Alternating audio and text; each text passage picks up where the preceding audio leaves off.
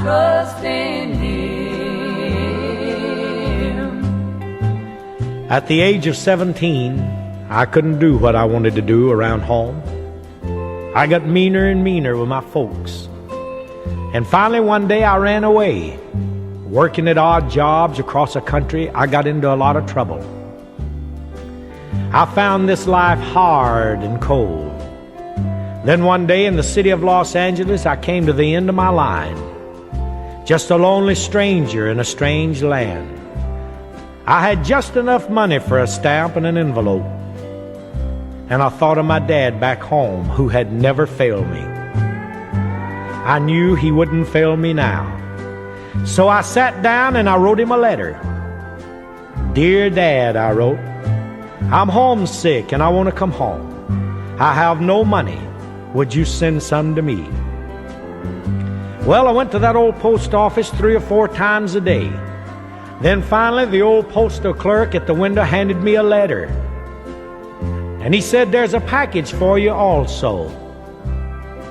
Ah, with a smile on my face and a song in my heart, I opened up that letter. Dear son, it said, I'm sorry about your trouble, and I'm glad you want to come home.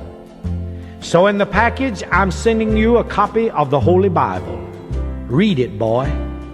It contains all that you'll ever need. I was hurt. My disappointment was beyond words. There was no money in that envelope.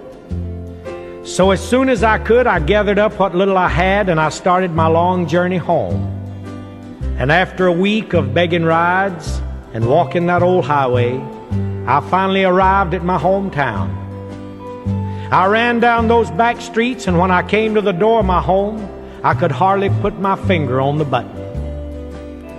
Then I heard my folks run into that door to greet me. We all gathered in the living room, and I told them of my troubles.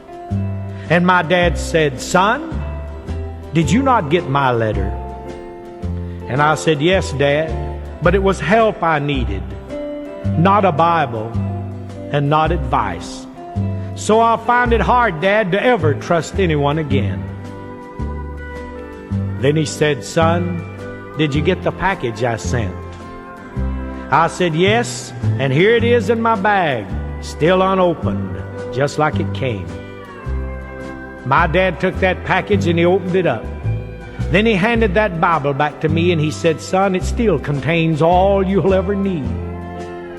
And as I began to turn the pages, something fell out on the floor.